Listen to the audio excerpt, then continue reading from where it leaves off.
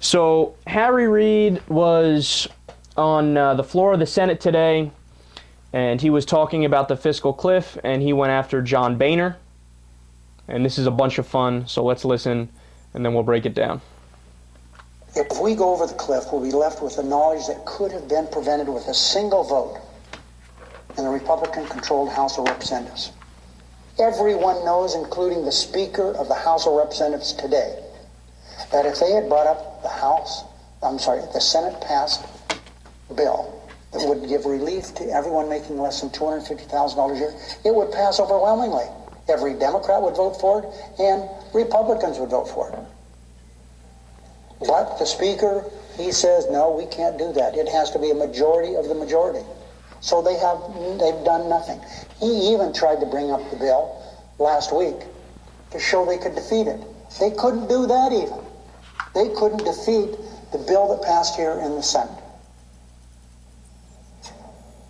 The American people, I don't think, understand the House of Representatives is operating without the House of Representatives.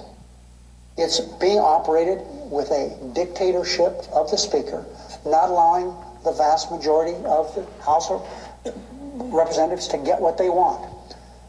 If the 250 would be brought up, it would pass overwhelmingly, I repeat. On any given day for the last 5 or 6 months, since July 25th, Speaker Boehner could have brought the Senate-passed middle-class tax cut legislation to a vote in the House, and it would pass. But he has made the decision that he's not going to let a vote on that, because if he let it be voted upon, it would pass. John Boehner seems to care more about keeping his speakership than about keeping the nation on firm financial footing. It's obvious, Mr. President, what's going on around here. He's waiting until January 3rd to get reelected as Speaker before he gets serious with negotiations, because he has so many people over there that won't follow what he wants. That's obvious from the debacle that took place last week. And it was a debacle. Okay. All right. There's a couple things I love there. Number one, Fox News was talking about this earlier, and as I forgot the name of the guy who was, Brett Baer, I think it was? Whatever. The newscaster was leading into the clip that I just played for you. They played it on Fox News. The lead-in, he was going, Harry Reid ripped John Boehner. And then they play that clip. I find that so amusing, because who's he ripping? He's like, excuse me, John Boehner, I have a couple of suggestions. Maybe you can bring up the bill for a vote. And by the way, I think the bill would pass. And it's like the guy from Office Space with the stapler. I was just wondering if I could have my stapler. And the guy is like literally the most soft-spoken man in America. He's not ripping anybody. That's point number one. I just found it comical, the framing of it in the media. And point number two is that, and look, I have my problems with Harry Reid, right? I think he's way too weak a Democrat. I think he's too conservative, etc. But everything he said there is true, okay? And that's pretty much all the American people need to know about the whole fiscal cliff debate that's going on right now.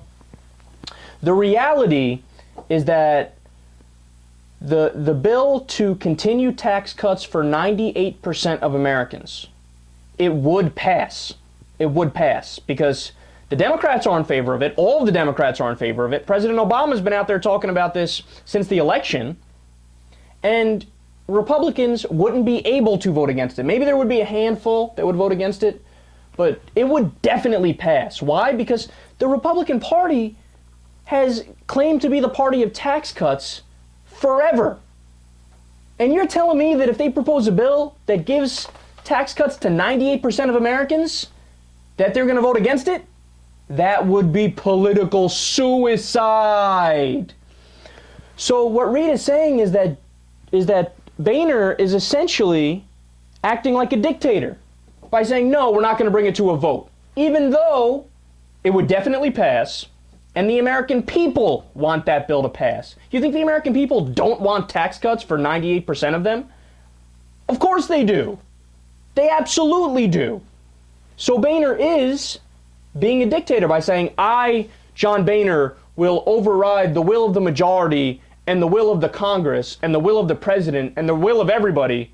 Why? Because I want to hold up the tax cuts for 98% of Americans to protect the richest 2%. Why? Because I am wholly bought and owned by corporate America and the rich.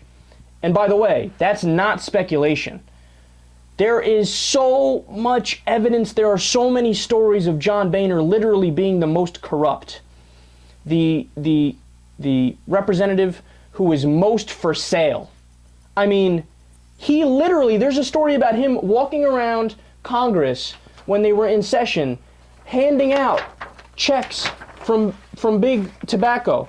Thank you for selling out, Congressman. Thank you for selling out, Congressman. So Big Tobacco called him up, said, hey, I got checks.